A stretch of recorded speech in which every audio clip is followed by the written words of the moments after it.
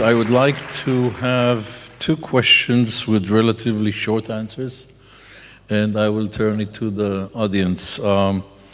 Daniel, on the Accelerate operation, how do you expect LNG will participate in Israel's future energy sector? Well, can you hear me? Yes. I think as far as the producers and new developers keep adding reserves and production, LNG is a very flexible source of peak shaving for the Israeli demand. As it was mentioned before, there are not very good prospects for underground storage. And as a matter of example, if you don't have access to LNG, the alternative would be to have the equivalent production in a field or distributed between fields without producing except for a few days per year. That is clearly a substantial burden for the producers and for the country, because you end up paying substantially more for those few million cubic feet that you're going to produce, where you have to drill the same number of wells that you should have for producing year-round. The economics are vastly better if you just do it importing LNG when and if you need it, and that gives the chance to the producers to engage in long-term deals, both for Israel and for exporting. So in that sense, LNG is a great partner for the development of the local resources. Thank you. Harold, I have a question for you. Are these any other exploration plays that you are pursuing in the Golan? I think it's on. It's on. Hello? Yeah. Yeah, so the AFEC Oil and Gas is pursuing multiple plays up on its license.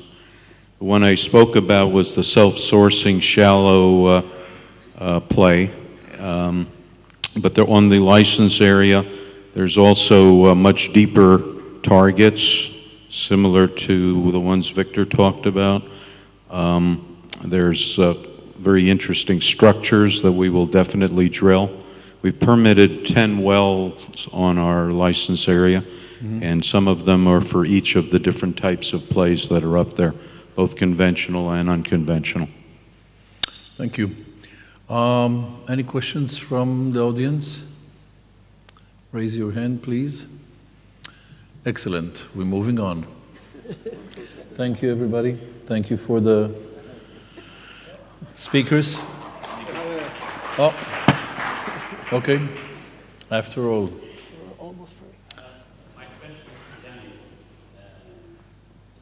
The floating LNG and LNG terminals in Egypt on how do you compare this?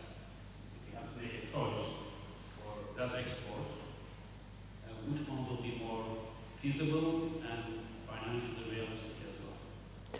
Well, that's actually a very good counterexample, I would say. If you see the reversal of production in Egypt, and that, by the way, that is happening all over the world. Typically, when the markets mature, the local consumers start taking a bigger and bigger part of the natural gas, and you end up with a very expensive facility that might risk not having feedstock.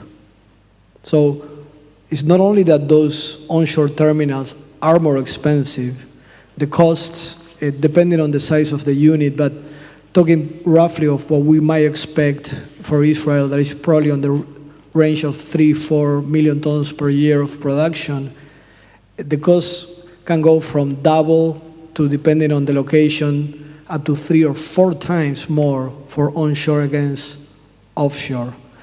But most importantly is the risk you take in terms of your ability to feedstock those units. So when you're talking floating, the risk that you take is substantially smaller. You start earlier, you have lower deviations on costs, and in general, you can have more modest goals instead of how much gas you need to monetize.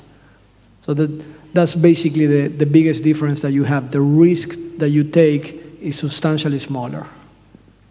My question, if I may, was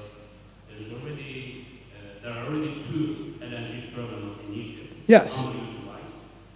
And whether piping to these LNG plants might be more attractive than greenfield floating LNG. I mean, have you done any comparison? Well, thank you. Yes, I misunderstood. That's actually a tricky question, and one particular. I'm going to do something that is not very polite. I'm going to answer with another question. What do you expect is going to be the reaction of the Egyptian government, that, by the way, is a partner on those liquefaction terminals, if in 4 or 5 years, 7 years down the road, suddenly there's an abundance of local natural gas? So you're going to be facing the pressure that the Egyptian government would like to see their own gas liquefied, because that generates revenues for Egypt. It generates a hard currency that the country needs extremely these days. My personal opinion, again, this is not accelerated opinion, this is my opinion, is going to be very difficult to commit to let Egypt say that for 20 years they're going to guarantee that even if they have gas, they're going to give priority to Israeli gas. I think that's going to be an uphill battle. So in that sense, the question is not so much the cost, but again, what is the risk that you're going to take?